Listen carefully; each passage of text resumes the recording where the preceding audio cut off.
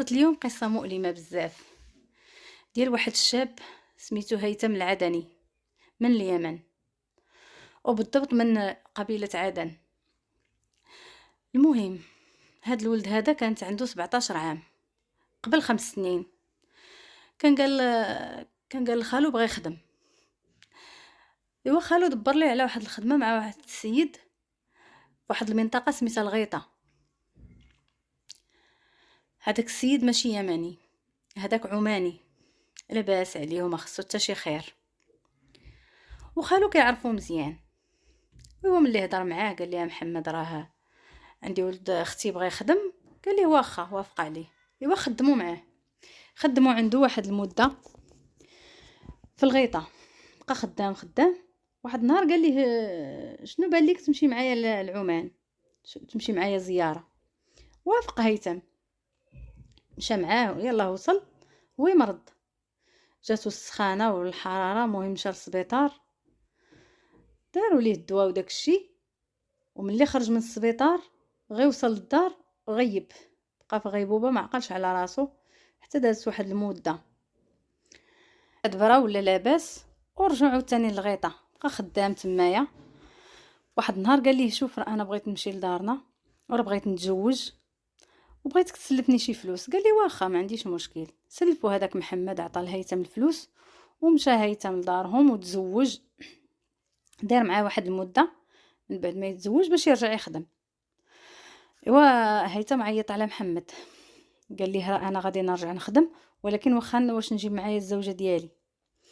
قال لي ما عنديش مشكل، جيبها. انا غنشوف شي شقه يكونوا فيها 3 ديال البيوت، بيت ليك وللزوجه ديالك، وبيت لاختك، وبيت لي انا. وهيثم استغرب لان محمد ما كيجيش من العائله، ما يمكنلوش يكون معاهم، ماشي من المحارم ديال اختو والزوجه ديالو. قال ليه اش كتقول؟ قال له لا، ما تفهمنيش غلط، راه انا بغيت نتزوج بالاخت ديالك. قال له ولا بغيتي تتزوج بالاخت ديالي، انا ماشي ولي الامر ديالها. هضر مع خالي اللي هو راجل كبير، وغادي يهضر مع الوالد ديالي ومع عائلتنا، وديك الساعه الله يسخر.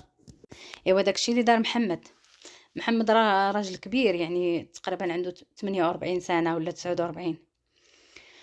هضر مع الخال ديالو، وخالو هضر مع العائله ديال البنت، والبنت وافقات وعائلتها وافقوا.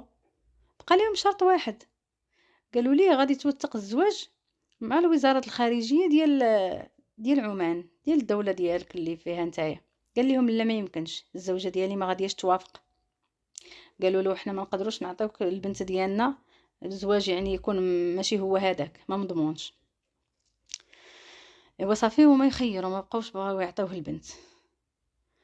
ويعيط محمد، عيط لهيثم، قال لي هيثم غادي تجي عندي للغيطه وغتجيب لي اختك. قال لي اش كتقول؟ اش كتخربق؟ واش كتعرف راسك شنو كتقول ولا غير كتهضر؟ قال لي عارف راسي شنو كنقول، اما تجيب لي اختك اما غادي نفضحك فضيحه العالمين. قال لي اش من فضيحه؟ علاش غادي تفضحني؟ ايوا كيف ما قلت لكم في الاول، ملي وصل هو للشقه في عمان ما بقاش عاقل على راسه، وديك الساعه لعب عليه كيف بغى. محمد لعب على هيثم كيف ما بغى، وكان كيصورو كيدير ليه فيديوهات وهو كيمارس عليه الجنس حاشاكم. ايوا عرفتي هيثم تصدم وما بقى عارف ما يدير، ما عرف يعلم الوالد ديالو ولا يمشي ديكلاري عند البوليس. تلف، ما بقى عارف ما يدير. هو يقولها لخوه اللي كبر منه، عاود ليه القصه من طقطق لسلام عليكم، عاودها ليه كامله كيف ما هي. ايوا خوه عرفتي ما عجبوش الحال وما تقبلش، حيت هادشي راه قضيه ديال شرف. قال لي عرفتي شنو؟ عيط ليه وقول لي صافي انا موافقه نجيب لك اختي. قال ليه صافي. ايوا هيثم اتصل بمحمد، قال لي صافي انا موافقه، انا غادي نجيب لك الاخت ديالي. ويقول لي محمد برافو عليك، دابا عرفتي غنتلاقاو في واحد الفندق. قال لي صافي واخا. ايوا هيثم قال لي خوه عرفتي يلاه معايا نمشي انا وياك، غنمشيو عنده. مشاو باش يتلاقاو. محمد ملي شاف هيثم وخوه قال لي علاش جبتي معاك خوك؟ قال له لا، راه غير جبتو معايا، راه غير في وسط الطريق وغادي نحطوه، غير يلاه ما تخافش. هيثم ركب القدام حدا محمد وخوه ركب اللور وبقاو غاديين. زاد واحد شويه وخو هيثم هز الموس، هز الجنوي وضرب محمد، ضربو كتر من طعنه كتر من طعنه، ضربو عاودو حتى مات. وهيثم قال لي اش كدير؟ يعني حنا ما اتفقناش على هادشي، اتفقنا غير نشدوه نعطيوه شبعه ديال العصا باش نهدوه بها وصافي. قال لي صافي هادشي اللي عطا الله، انايا ما عجبنيش الحال يدير هادشي هذا راه بالنسبه ليا شرف، يعني تا هو ما عجبوش الحال.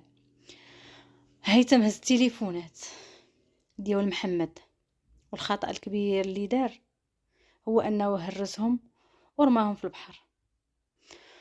وخو هيثم هرب لتنظيم القاعده، مشى تما عرف راسو راه ما غادي يقدر يقلب عليه حتى واحد في تنظيم القاعده. وهيثم لقاو البصمات ديالو وتشد، دوز 5 سنين ديال الحبس، وكان كيتسنى زعما يعفيو عليه العائله ديال المقتول ديال محمد. وهو دوز هاد 50 ديال الحبس كلها ظلما وعدوانا، ما قاتل وما والو، في نفس الوقت معدي عليه محمد. وتم تنفيذ حكم الاعدام في هيثم العدني نهار الاثنين هذا اللي داز 13 نوفمبر 2023. ومشى هيثم ضحيه الظلم، وتم الاعدام ديالو بالرصاص. وقبل ما يتم تنفيذ حكم الاعدام سلم على العائله ديالو وفرش السجاده وصلى 2 ركعات، قال لهم الطلب الاخير ديالي، صلى 2 ركعات. وبقى العسكري اللي كينفذ الحكم كيتسنى في العائله ديال المقتول باش يتنازلوا على الدم، ولكن ما بغاوش. وهذه هي قصه اليوم. استغفار وصلاه وعباده. المهم ان شاء الله ربي ينجينا، انا روحي وعمري بيد الله، انا مش بيد لكم. احسن صيام. هو اللي بيطول بعمري. هل بتصوم ذاك اليوم؟ اكيد بصوم ذاك ان شاء الله. ان شاء الله، حتى اذا ربي فرق علي في نفس الوقت هذاك، يعني قالوا الصباح فين علو بخلص صيامي لما العصر.